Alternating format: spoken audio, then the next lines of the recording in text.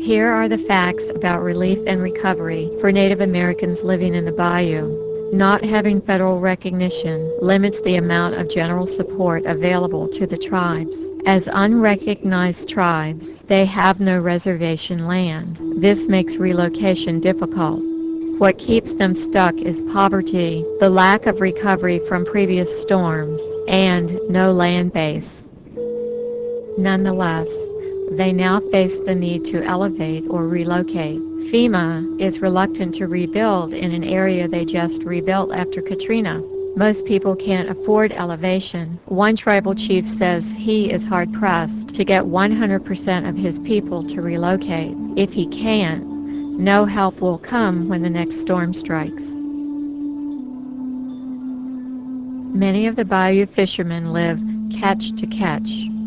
The Louisiana Bayou is rich with oil, but proceeds to tribal members averages $1 to $2 a day for adults. The oil, gas, and navigation industry have also increased land erosion. Much of what used to be bayou land is now open water. Chiefs McKen and Charles Verdin say their people have suffered 5 hurricanes in 4 years: Katrina and Rita in 2005, Humberto in 2007, Gustav and Ike in 2008. Their tribes and the other bayou tribes also incurred damages from Hurricane Andrew in '92, Belle in '97, and Lily in 2002. Katrina washed away the land that once protected Haudenosaunee, leaving this tribe on the barrier to the Gulf, with no changes yet to the levee system. Another little-known fact is that some bayou families are still waiting for the relief promised after Katrina and Rita. A few families received their Katrina relief just before Gustav and Ike hit, some 3 years later. Few people go far enough down the bayous to see the new damages or the old damages that still exist. The FEMA website shows that 14 Louisiana parishes are eligible for federal and state disaster relief related to Gustav and Ike. FEMA will make grants for home repairs and give SBA loans, presumably for replacing boats, tools, and vehicles needed for livelihoods. The loans may also be needed for elevation. Any loans or mortgages owed on properties destroyed will still be owed by the victims. Disaster relief does not cover these debts. Assessment of damages and assistance for the Native Americans affected by these storms has been household by household. FEMA cannot work directly with tribal leaders unless they have federal recognition. In the meantime, the need for housing has reached crisis proportions. Rental vouchers were given to homeless victims, but most hotels and houses are already rented to oil and gas crews that come to the bayous to work. This leaves local residents to live in any shelter they can find. Chief Robichaud says that one family has been living in a tent, another in a moldy wash shed, and another in a storage trailer typically used for hauling.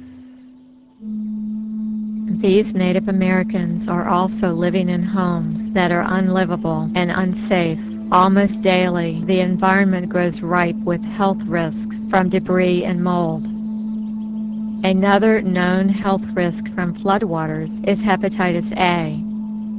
Reportedly, no medical team has come to the bayous to assess or deter the health risk. By October 10, when national relief charities visited the bayous, many fishermen had gone 1 month without income. Many families are surviving through the kindness of relatives with their own economic struggles, and families are relying on the goods being sent to the local relief centers. Since Hurricanes Gustav and Ike, the bayou chiefs say that churches and retailers have sent some emergency food and other goods, and several charities have come and gone. National Relief Charity sent the Bayou tribes 5 tractor trailers full of provisions such as cleaning supplies, food, water, personal hygiene items, and clothing in the hopes of easing the immediate burden for victims and the burden on the families that have taken the victims in. NRC partnered with 4 different chiefs to provide the relief for their tribal members.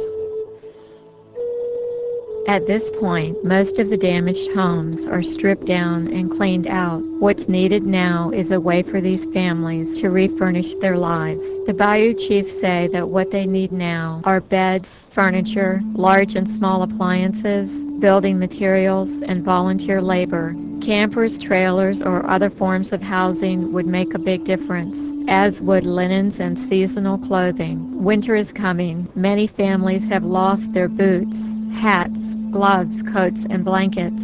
Grants for land, buildings, or hardware would also help, along with cash donations. At this point, any support makes a big difference. Elevation of homes is also needed for long-term stability in the Bayou area. The chiefs agree that homes elevated by 8 to 12 feet fared better in every hurricane. Some say metal buildings fare better too. Now that you know the facts, what can you do? If you are someone who is able to volunteer, please contact one of the tribes and mention this video.